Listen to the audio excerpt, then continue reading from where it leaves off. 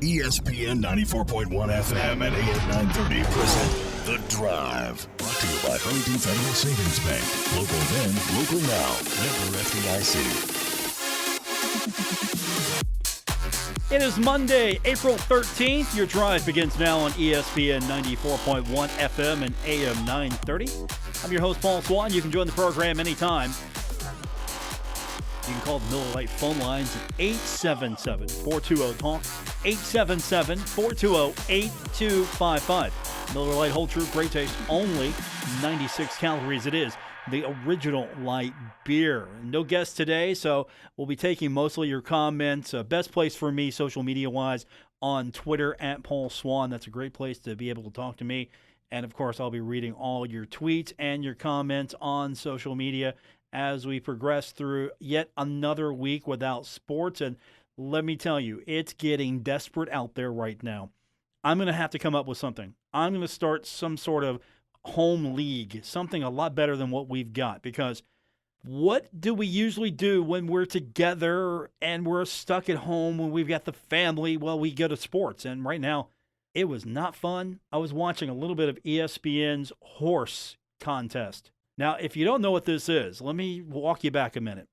Somewhere, somebody said, you know what would be great while we're all stuck at home? A horse challenge where we get basketball players to play horse. Okay, it's not terrible. It's not terrible. I like going out and playing a little fun game of horse now and then, right? Sure. All right, it's not terrible. We're all starved for competition. Let's see what we can come up with. Oh, it was terrible. So this featured NBA, WNBA, and ESPN efforts to put together a horse challenge. So was it shot well? No, that's the thing.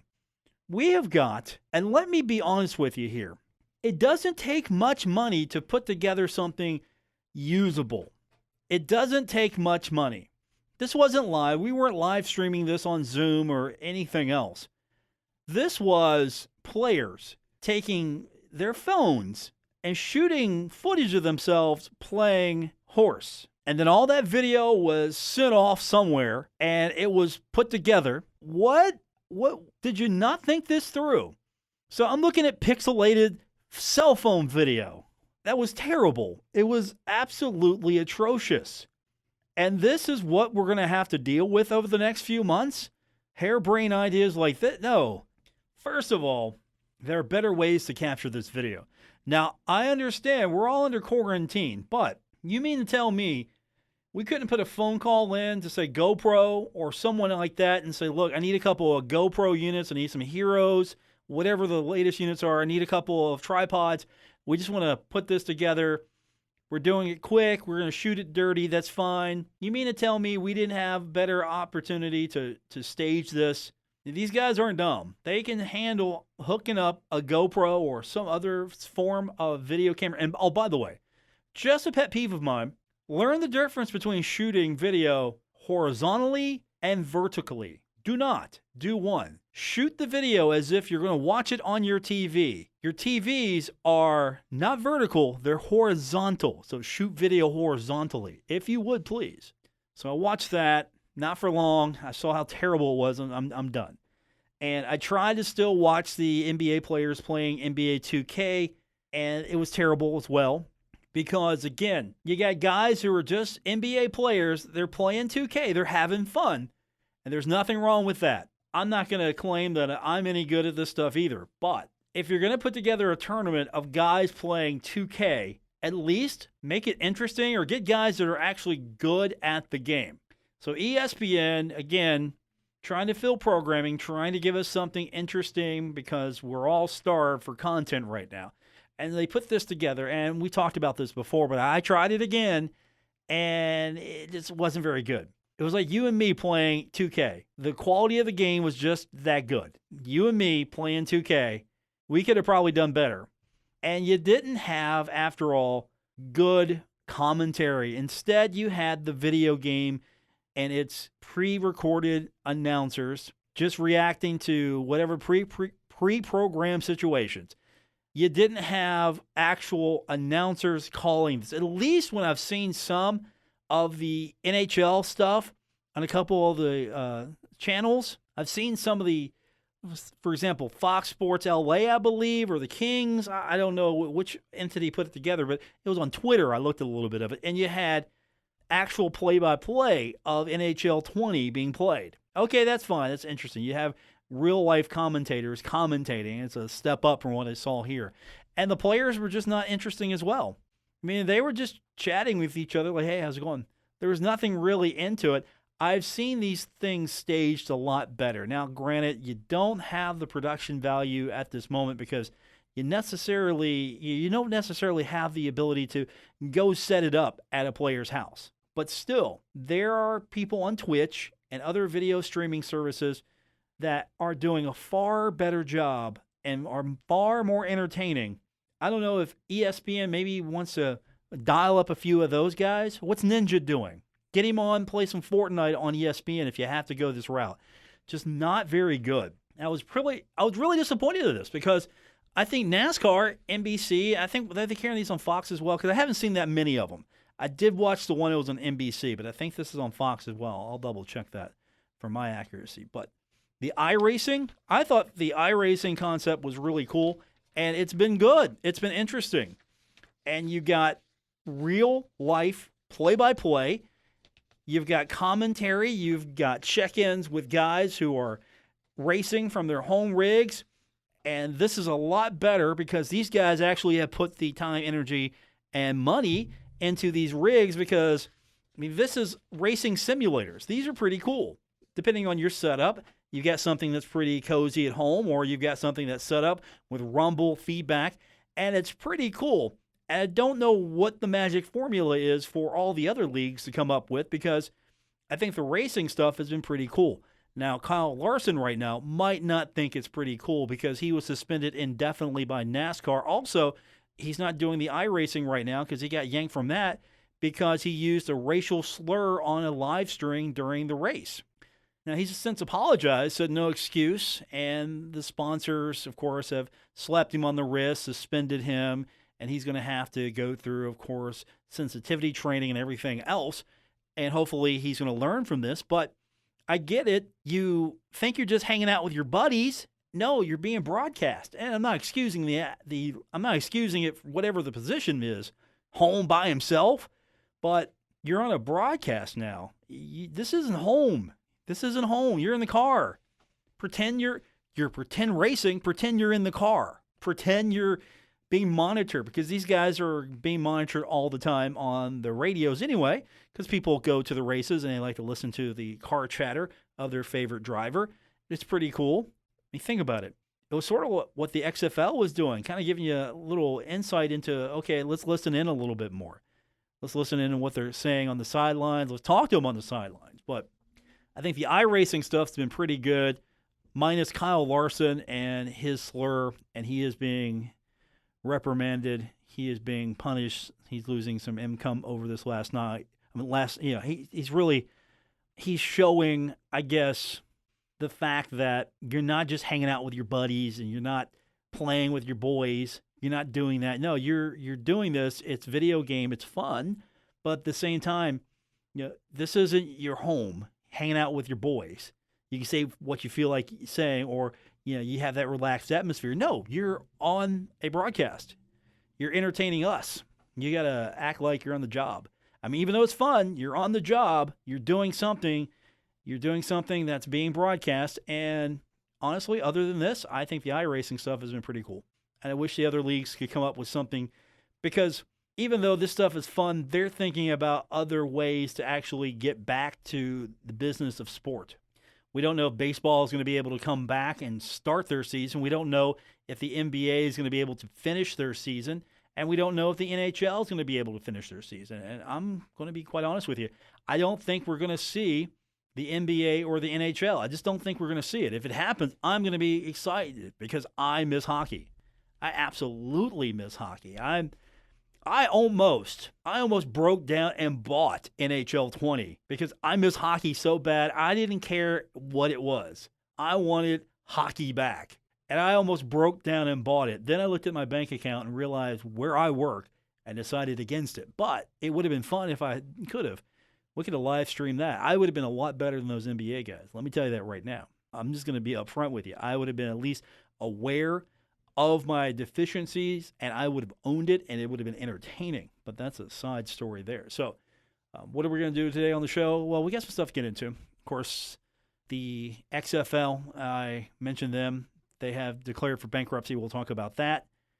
On a serious note, Chris Fowler was on Instagram yesterday talking about some informed speculation. We might not see football until spring of next year. It's going to be pushed back a lot as far as college is concerned. NFL, we still don't know what's going on with the NFL, but we got some details on the draft. Roger Goodell is going to be making announcements from his house. That's pretty cool.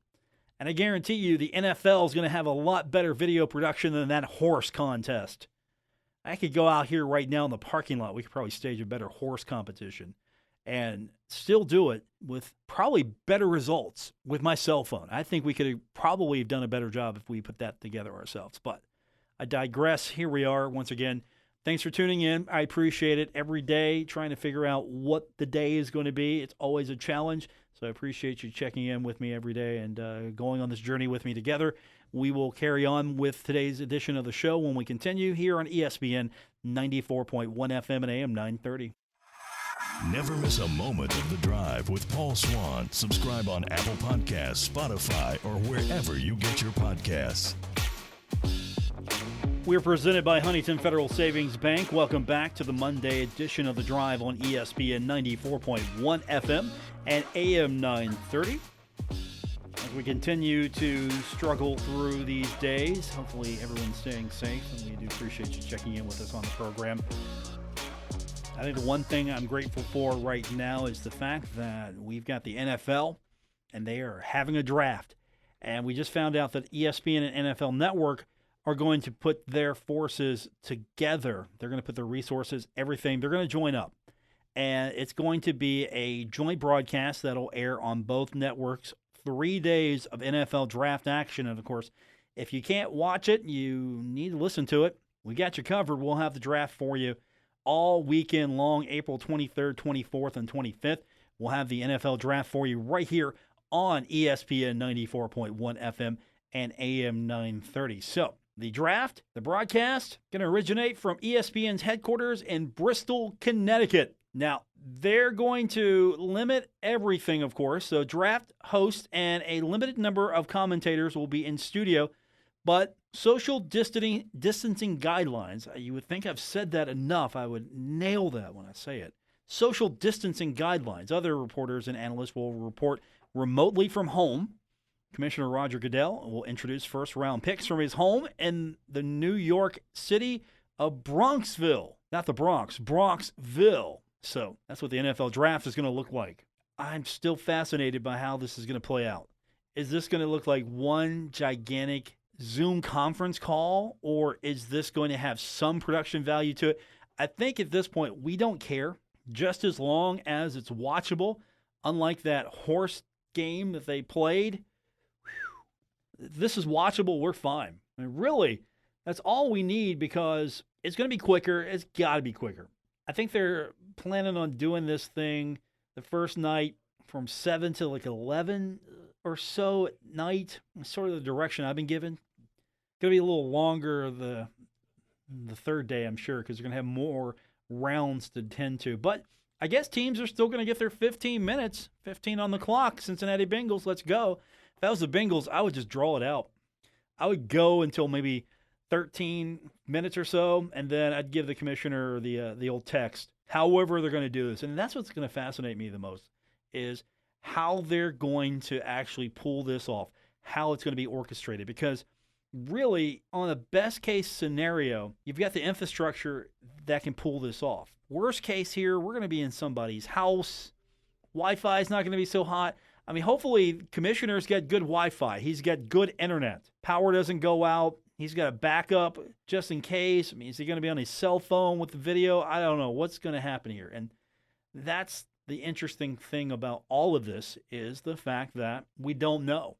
And that kind of makes it exciting for me from that standpoint, because I want to see how they orchestrate having all of these teams networked in from remote locations and still run this was some semblance of order. And then just to see how ESPN and the NFL Network, with their co-production, how they orchestrate this as far as trying to put together a cohesive broadcast. Radio side, I'm going to be interested as well, since we'll have the radio side of it, and we'll do probably a different broadcast than what you see on TV. But the NFL Draft, the only live sporting type event, not sport itself, but it's the draft. And to be honest, it's the best draft. I love hockey, but I can't stand the hockey draft. The NBA, probably second best draft as far as how they present it and how they stage it. But the NFL, it's a big party. We're getting it down to a Zoom conference call now. And that's it. That's what we've come to. And maybe, just maybe, we're going to see this maybe be the prevalent format for a little while until we get to a point where we can all be out together again in at least the same room. But this is a monumental, I think really monumental moment in the NFL, because they are finding ways to overcome every single thing, but we're still counting down to, okay, what's going to happen when you actually get to the product on the field? What's going to happen? And it didn't work out for the XFL, and we'll tell you about that when we continue. The XFL declaring for Chapter 11 bankruptcy protection today. We'll talk about that, and we'll get your comments online at Paul Swann on Twitter, the best place to reach me today. We've got more coming up. It's The Drive, ESPN 94.1 FM and AM 930. You're listening to The Drive with Paul Swann on ESPN 94.1 FM and AM 930. I think one of the biggest casualties for me with the COVID-19 pandemic is the XFL. The NHL is going to return. The NBA is going to return. Major League Baseball is going to return. These things are not going away. They're just, right now, paused. So we're going to get these things back. Not in the same way we left it. Some players are going to benefit from this time off. Some players, their clock is ticking, and they're losing precious time. Same thing with college athletics. Some players might benefit from this time. Other players, their time is running up. Other players, their school has pretty much said, you might be eligible. I'm not paying for your scholarship. Sorry. But the XFL, still one of the biggest casualties for me, because I really believe it was starting something fresh and progressive and innovative. And I thought that if they could have stayed with it, it would have been a fun alternative to football from the NFL. And it wasn't necessarily trying to be the replacement for the NFL. It was filling a gap. There's this off period for football. The XFL offered itself up as an alternative to watching nothing, being bored, not liking other sports, but liking football and wanting football back. And it also offered an opportunity for players either that didn't make it the first time around in the NFL, or for players that are looking to reinvent themselves, even players that maybe didn't think that they had anything left and this is their last go around. So many ways you could look at this. But this was an alternative for players. The only path to the NFL right now feels like it's college, then the NFL. Sometimes maybe you get that player that makes the transition from Canadian football, but for the most part, college is still your main path in. And then we've seen with the XFL, they offer a significant take on football. It was open, communications on the sideline, player interviews, the way the kickoff was handled. There were so many things, and it was fun. Now, was it the best football I've ever seen? No. It was way better than the first time around with the XFL and the Alliance of American Football. Way better than that as well. And unlike Canadian football, where I'm not a big fan of the rule set, this was still American-style football for me, with a few enhancements, a few different takes. I like the fact that, all right, you're not going to kick an extra point. You're going to go for 1, 2, or 3, added a different dimension to the game. So many ways we could talk about this, and I really believe this could have been something that offered a chance to maybe enhance what we see in the game of football. Because if something works in the XFL, maybe it's going to translate to college football. Maybe the kickoff would have been adopted sometime down the line. The way we handle kickoffs, That could have been standard. Maybe not. It could have changed. We won't know, at least right now, because the XFL filing for bankruptcy today, and I don't know if it's coming back. You were hoping that, okay, it's going to have to try to weather the storm, and hopefully we can get it back. Once football comes back, once sports are back, and we're allowed to get together once again and gather in these arenas and in these stadiums and in crowds, that maybe, just maybe, we could get the XFL back.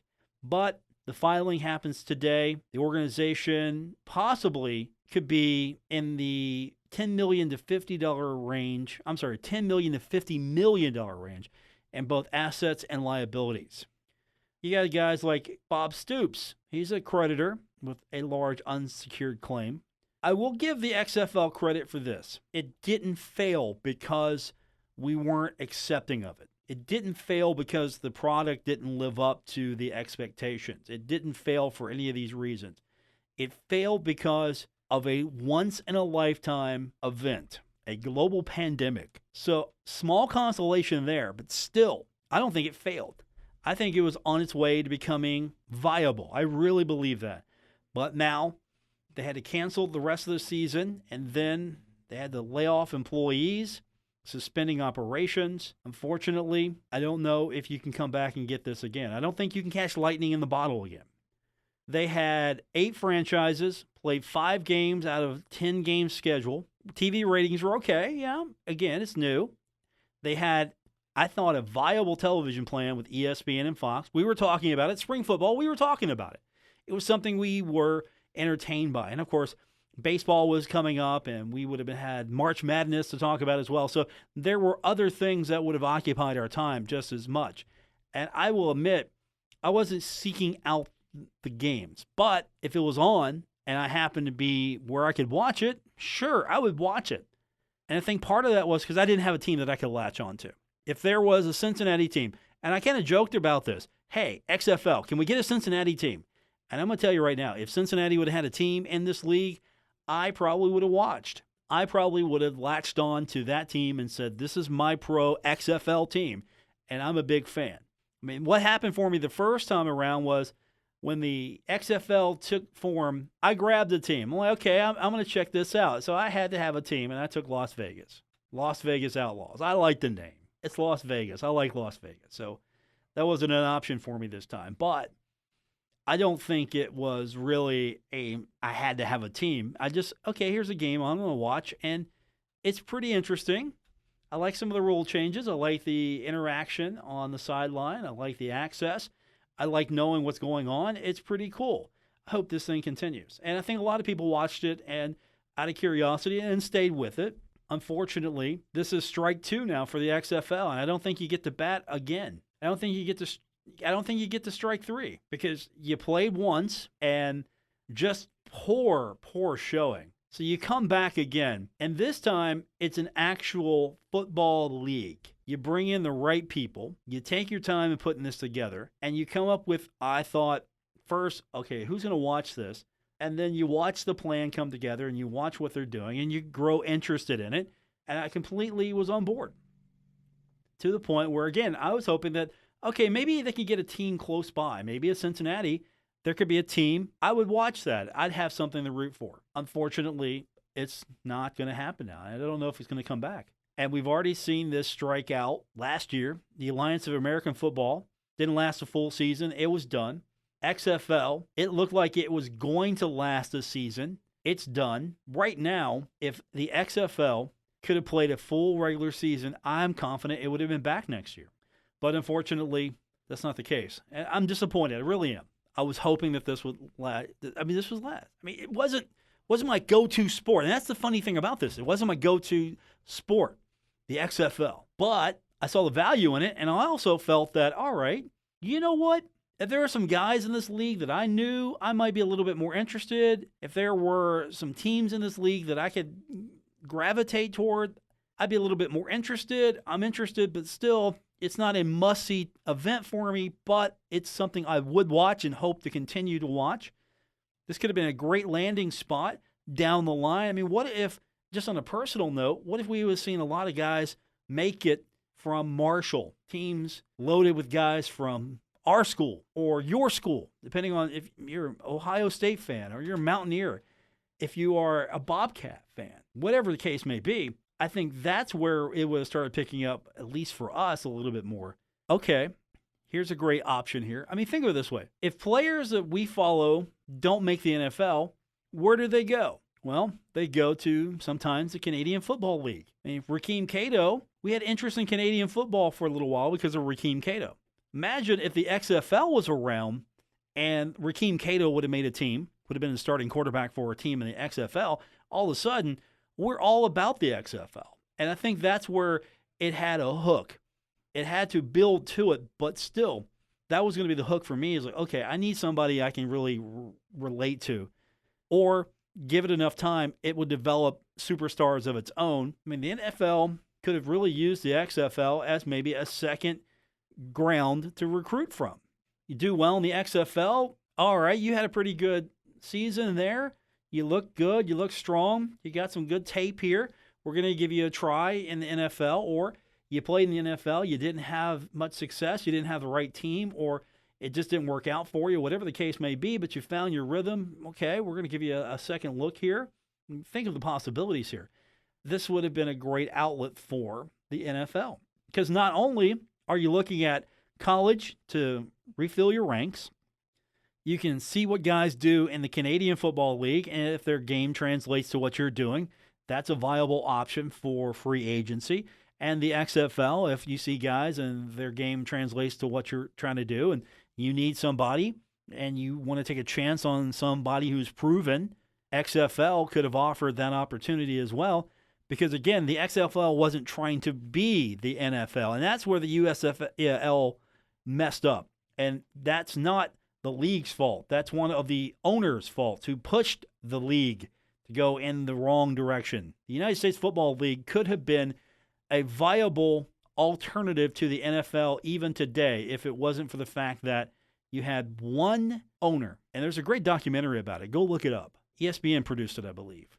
You have one owner who made the dumb decision to try to go up against the NFL. Instead of being your own thing, you wanted to be the alternative to the NFL. Well, you should have been the USFL.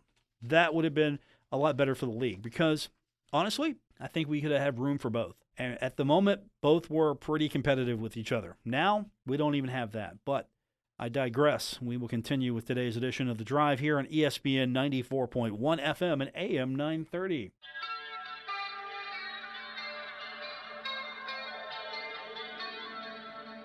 Now, back to The Drive with Paul Swann on ESPN 94.1 FM and AM 930. Welcome back to the Monday edition, The Drive on ESPN 94.1 FM and AM 930, presented by Huntington Federal Savings Bank. So we're all talking about things that are impacted by the COVID-19 pandemic, and one thing that we're all starting to worry about, again, it's minor compared to the gravity of the situation, but we all miss sports, and we hope that we get college football. And unfortunately, we don't know. Now, Chris Fowler, who is better connected than most of us, he cites some informed speculation that the season could start maybe in February.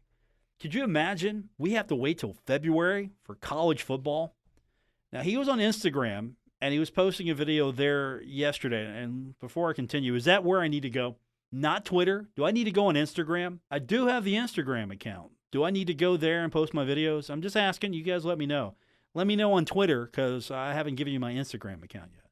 But he's on Instagram. He's posting a video. I mean, all kidding aside here. So he's talking through some drawbacks of the football season being played in certain types of scenarios. I mean, you could be looking at the season beginning in November, or you could see it pushed all the way back to February. Whatever's going to be safe, I think, is the action we need to take. Whatever's going to be safe, because if it's not safe for us to gather, my argument is it's not safe for the players. If it's not safe for us, and you're trying to limit interactions because, again, you're dealing with something that we have yet to develop a vaccine for or a defense for. And you can give me the flu argument all you want. It doesn't hold any water with me because we're talking about something that's very infectious. We're talking about something that we have no defense for. And we're talking about, honestly, what's more important? The economy, health? Can we balance both? And I think we can balance both. But college athletics, and I understand where there's going to be some concern and where there's going to be some apprehension because, let's be honest, the business model is going to be shaken completely. It's going to be disrupted completely if we don't have football. Because this isn't just we're playing football, it's an activity for student athletes. It's not that. It's not going to be that ever again. This isn't back in the day where you lined up on a football field with leather helmets and the guys are just having fun and you go out on a Saturday, root your team on, and that's great. No, we're not in that world anymore. Athletic budgets, for the most part, depending on the school, are funded by football, unless you're a basketball school. And then we got a different argument altogether there. But football's funding everything. And so we haven't got to that point yet where, all right, what does pushing the season look like as far as revenue is concerned? What does pushing the season back mean for other sports? Can you fund these other sports? Are you going to see reductions where possible of other sports? Marshall might have to look at how the operation of the athletic department takes place in light of the reality of now. And I'm sure those are conversations that are going on, and I'm pretty sure that nobody wants to look at that and say, let's just cut people, or we're not going to be able to do this. I don't think that's happening. I think a lot of time, energy, and care is going to be put into this because we're talking about maybe either a hiccup, a bump in the road, or a dramatic shift in how things are done in college athletics. We're all hoping for the best, plan for the worst, hope for the best. And how important will college football be to us when we get it back? Will people be apprehensive to go and sit in a stadium with people? Will people have discretionary income to go support athletics for a while? I mean, that's a valid question right there because there are a lot of people who are unemployed right now. There are a lot of people who are furloughed, laid off. They have reduced income.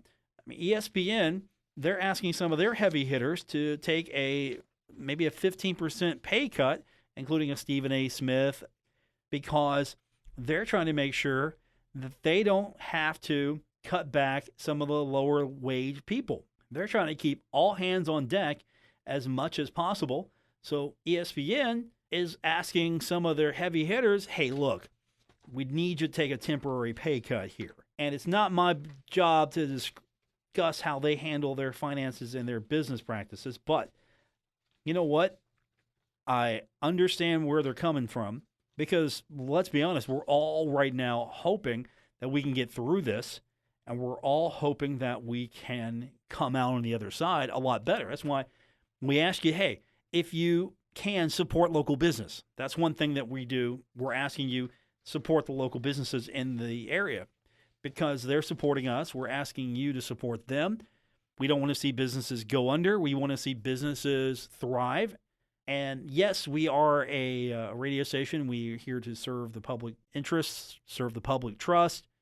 We're also trying to help our business partners. You know, there's multifaceted reasons why we ask you for this, but at the end of the day, we don't want to see anybody go under. We don't want to see local businesses out. And if football is pushed back, what kind of trickle-down effect is that going to have? What kind of impact is that going to have? Because you're not just thinking about football and paying athletic budgets. You're thinking about restaurants. You're thinking about hotels.